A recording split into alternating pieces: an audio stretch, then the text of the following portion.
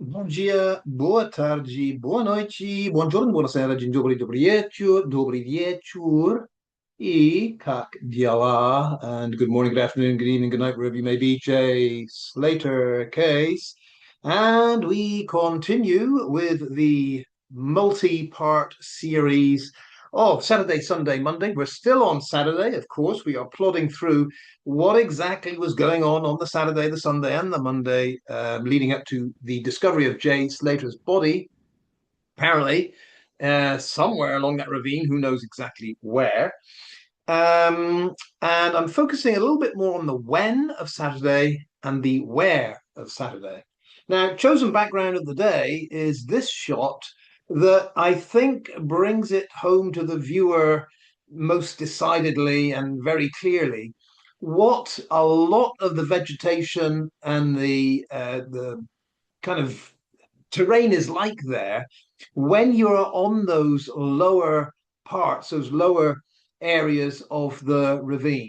What I'm saying is, from a distance, it looks like you've just got these little scrubby plants that you can just, walk through and they reach just above your ankle or something. The reality, boots on the ground, having been there, boots on the ground, the reality is when you're actually walking through it's tall and it's thick and it's not the kind of thing you can just walk through. Can you brush it all aside and inch your way through? Often you can, but it takes a lot of effort and it takes a lot of time. And I can assure you, there is no one on this earth thinking they're going to make it to the coast, whether it be for a yachting excursion or for whatever reason, is going to persist inching their way through this stuff in the belief that it will get you there.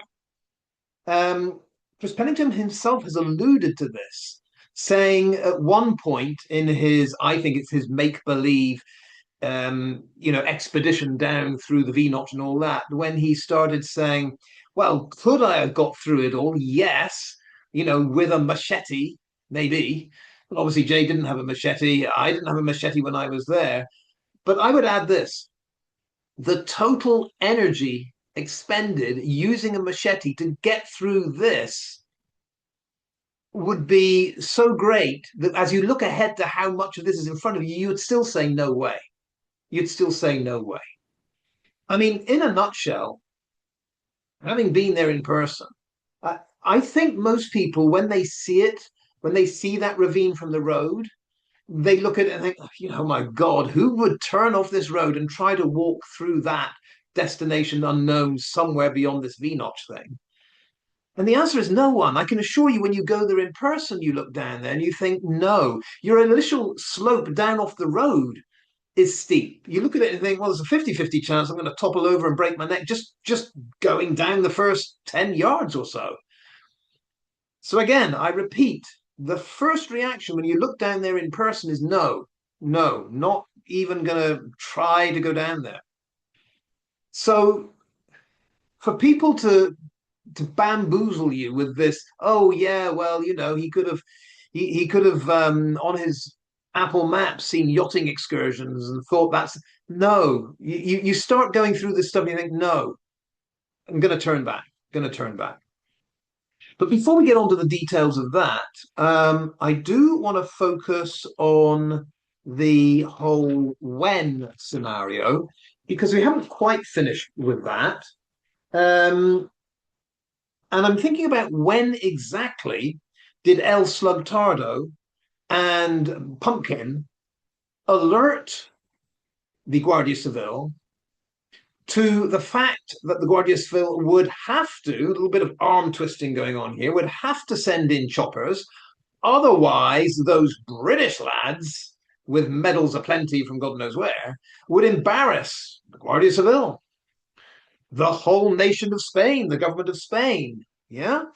Unless they went in with their choppers, then our heroes would embarrass them and go in themselves to get the body. But when did that contact happen? When did that communication happen? Well, logically, it must have happened twice on two completely separate occasions. Because if you remember, initially, Luggy was saying you don't just have an emergency helicopter ready to fly in at any moment. That takes 24 hours of preparation. Patrol needed and the crew needed. And then remember, Lord Lugworm went through all of the thorough preparations needed for a helicopter to go in and on some kind of rescue mission. That's what he said. The rest of us were saying, well, it's an emergency helicopter, it's ready to go anytime. But let's go with Lord Lugworm's expert opinion. He's worked with these emergency helicopter services. He knows. It takes 24 hours to get that chopper ready. So logically, if the choppers are going in to retrieve Jay's body on the Saturday, then the call to the Guardia Civil to say, get your choppers ready. You need 24 hours to get the choppers ready, don't you? That must have gone in on the Friday or even the Thursday. Thursday evening, Friday morning. Okay. So if Chris hadn't even got down into the mantrap and within 500 meters of Jay's body, because that happened on the Saturday, how gutsy a move was it for Luggy and Chris to call on the Friday before Chris had even gone exploring down the mantrap to say, we know Jay's down here, you better get the choppers ready and in 24 hours' time fly in there. Again, it doesn't make sense. And it doesn't make sense there were two calls because we've also been told when Chris got out of the mantrap somehow, yeah, because he didn't have trainers on. So Chris gets out of the mantrap because he doesn't have trainers on. Jay can't get out of the mantrap because he had trainers on. Yeah, okay, we get that.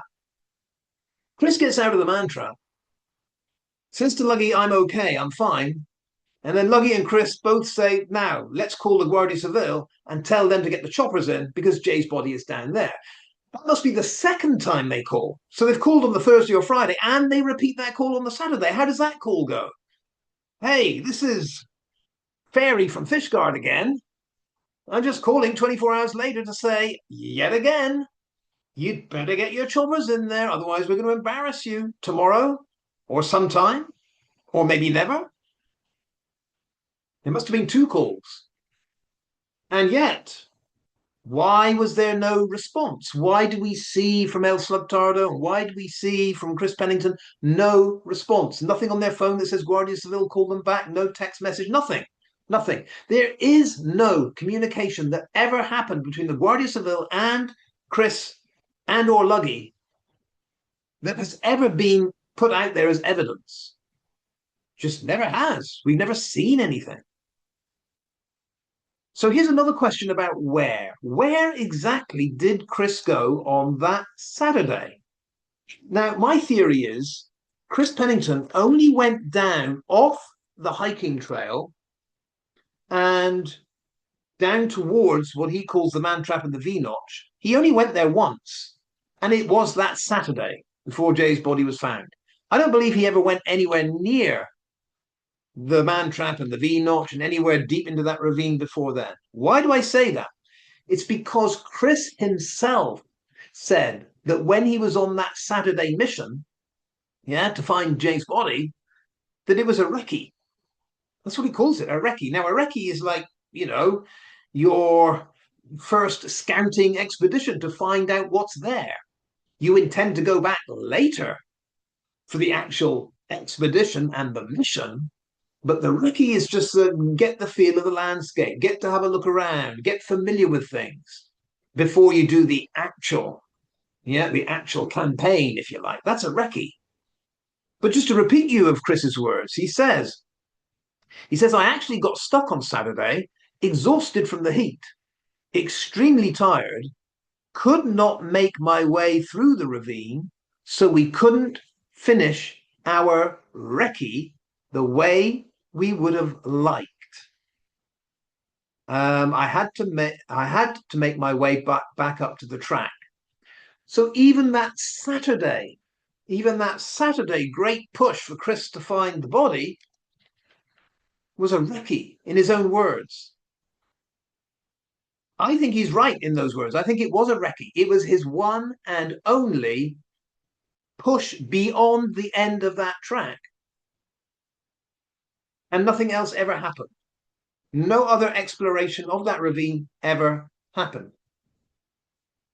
And I say that because of the total lack of evidence.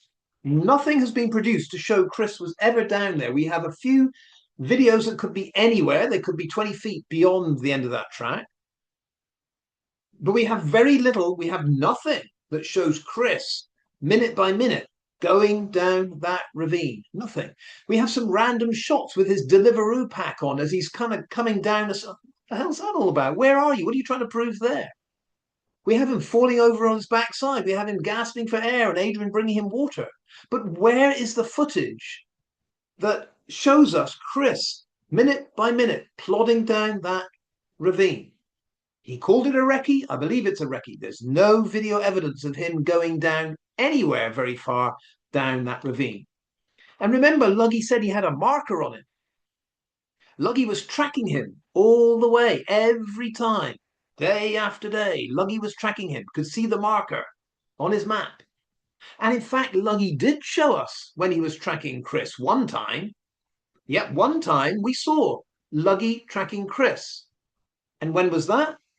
That was when Chris was in his car after the recce, and we could see the car driving along the road. We could see the car stopping off for a beer, Santiago del Teide. Oh, that is the one time when Luggy does show us how he's tracking Chris.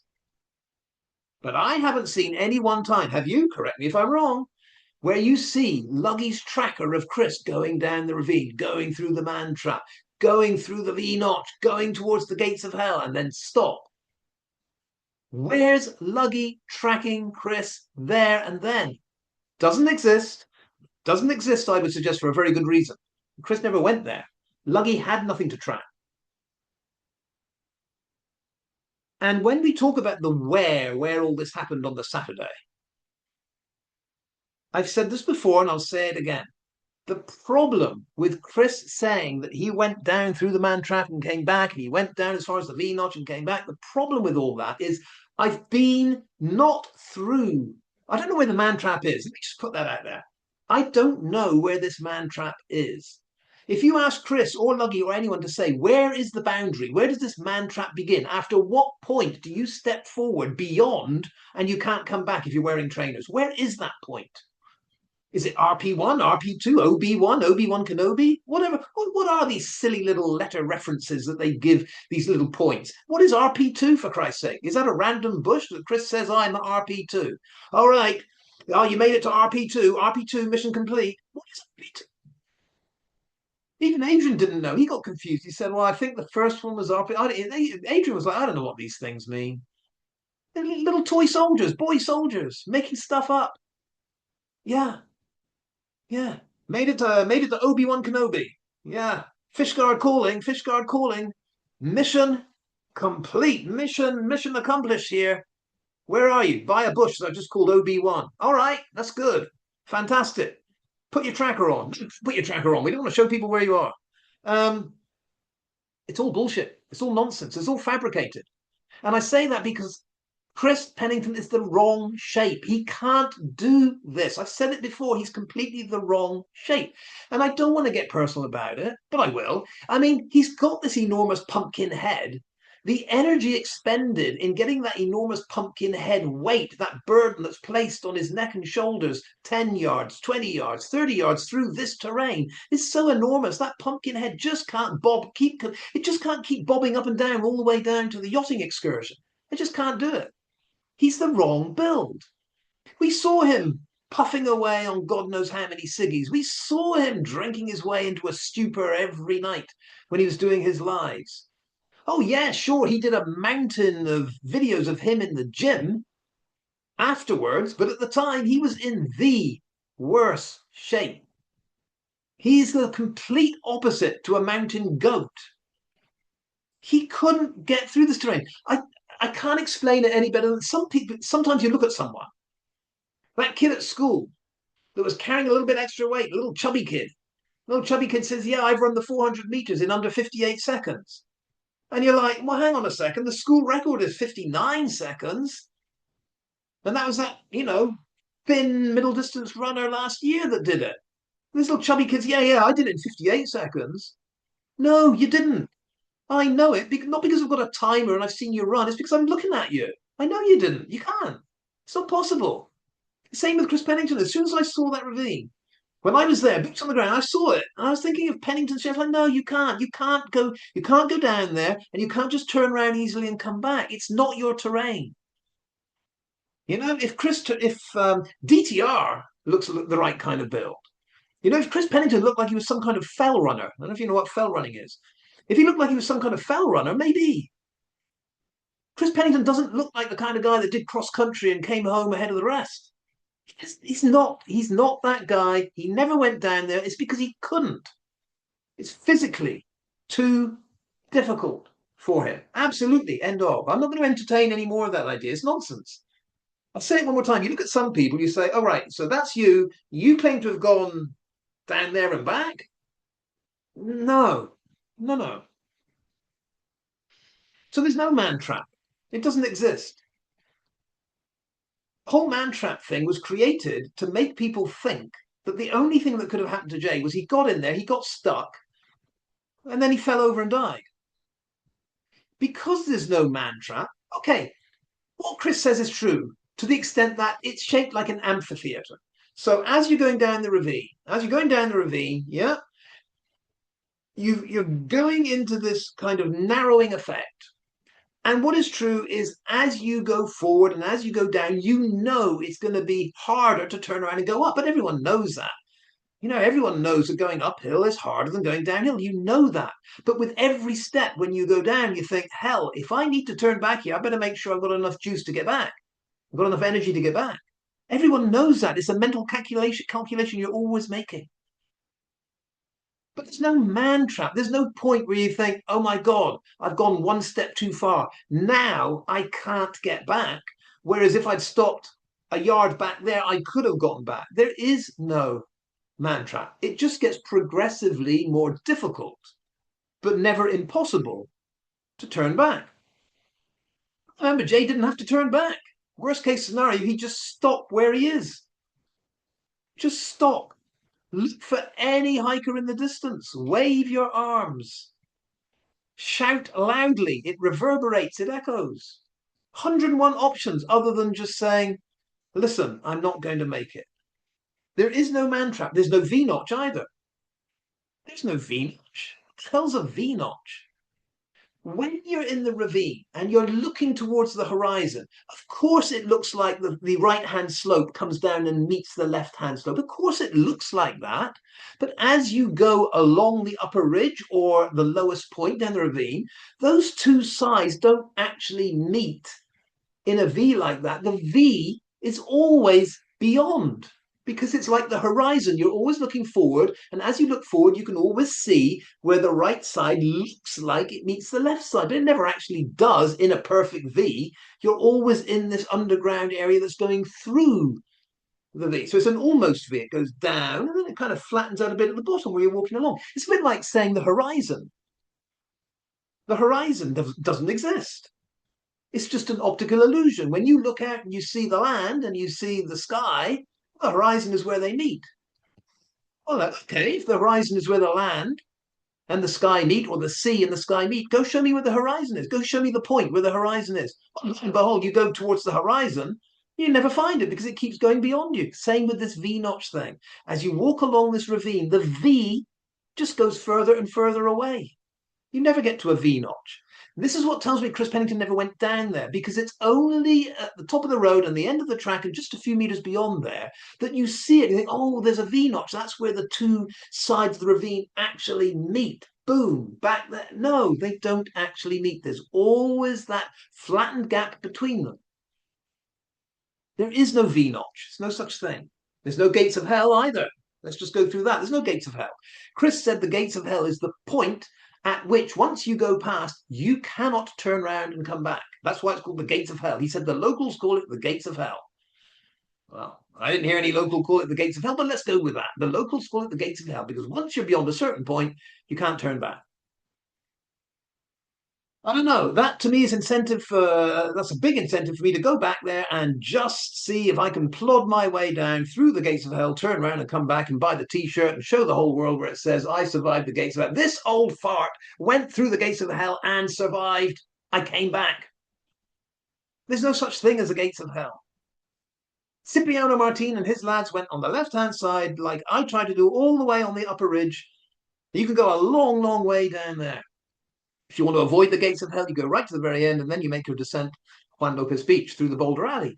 But the actual gates of hell is just a name.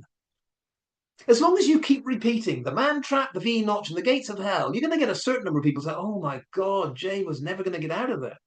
They don't exist. Well, Boulder Alley does exist. Boulder Alley is where the vegetation's gone. It's just stones, rocks, boulders, of course. In fact, that looks like the picture that we saw where Jay's body was actually found. It kind of looks like Boulder Alley. There's not much vegetation there, and you can see it as you look down from the heights of the left-hand ridge. You look down, you can see the vegetation. Chris Pennington wouldn't have seen this. He didn't get high up to look down. This is why I know stuff he doesn't know. When you're high up on the left and you're looking down, you can see where the vegetation is thinning out, it's drying out, and you can see where it just becomes boulders. You can see that. And Boulder Alley's bloody long way, by the way. You know, I don't want you to imagine just the 50 yards of boulder. No, it goes on a long way. So that exists. But Boulder Alley doesn't sound very threatening. So Chris isn't very keen on mentioning, oh, might have got stuck in Boulder Alley. No, no, no, no. Mantrap, V Notch, and gates of hell. Rinse, repeat, rinse, repeat, rinse, repeat. And then everyone will think he must have died down here by accident. It's all made up. One last thing about the where this all happened on the Saturday. This terrain, by the way, is absolute perfect terrain for dogs to follow a scent. Absolutely perfect. I mean, you've got scent on the ground. If Jay is pushing his way through the vegetation, you've got all his scent that's brushing up against the plants there. Absolutely perfect for a dog to follow the scent. It's not scent that's been confused or diluted with any other human activity. It's basically one human that's gone along here in the last few days. The dog's thinking, right, I've got the scent, I've learnt it, I know what it is, let me just follow it. Oh my God, the dog says. Fido's saying, look at this is perfect. This is going to be a doddle. Yeah, let me just go through and show you where he went. Didn't happen, did it? Expert dogs from Madrid flown in. Oh, these are the dogs. They'll follow the scent. No, too difficult for them. They couldn't do it either. And just a quick word on the Dutch dogs. The Dutch dogs couldn't do it either. No, they couldn't. I know you've heard people from the Dutch group saying, "Oh yeah, our dogs followed Jay's scent up from the Airbnb." No, they didn't. No, they didn't, because it was the one that didn't say anything in the inquest. I've forgotten her name now. Not Marika. The other one whose English wasn't good enough to testify. That's when Noah's colleague spoke to the gal. I wish I could remember her name. Maybe Esther. I'm not sure. But anyway, I think it's Esther. Esther was very clear.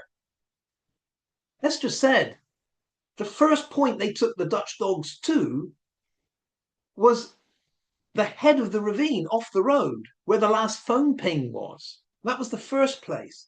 And the dogs got Esther claimed the dogs got Jay's scent there. That's where they first smelled Jay's remains. And then the dogs were taken to the Airbnb. And then the dogs walked up the road back to where the phone pinged and beyond. The point that Esther made, as far as I understood it, and Noah understood it, was that the problem here is the dogs had already got the scent of Jay up by the phone ping. So when they went from the Airbnb up to where the phone pinged, they weren't actually following Jay's scent. They were leading their dog handlers where they knew that scent had been smelt by themselves earlier in the day, up off the road. So this whole the Dutch dogs were following Jay's scent from the Airbnb up that hill, therefore we know Jay went up that hill. No, that's still not true. The dogs were taking their handlers to the spot where they'd just been earlier in the morning because they knew which direction that scent was. They weren't following Jay's scent. There is no dog, I believe, that has ever followed Jay's scent. I believe Fleck, the Dutch dog, may well have been leading the Dutch team to where Fleck could smell Jay's scent or a scent, a human scent, down that ravine. If Jay's body had been retrieved and hoisted up in the air, this was the problem. The dog could sense that the scent was everywhere. That's why Esther said the dogs were actually very confused. It's like they couldn't understand how the scent should be on the ground, but it's also way up in the air. But I'm just saying, the dog or the dogs knew where that scent was coming from, but they weren't following the scent itself on the ground. That never happened. All right, I've gone on long enough, but yeah, this is the where, and none of it makes sense. The where that you've been told that all of this searching happened, mantrap, V-notch, gates of hell, it's all bullshit. Yeah, RP1, RP2, OP1, OB1, OB1 Kenobi. It's all nonsense. All created to make you think they were doing something or they were searching. They were doing something, they weren't searching. That's the other point of the series I need to tackle. If they weren't searching, what were they doing? Let's leave it there. Hasta luego. Hasta la vista. See you next time. Adios.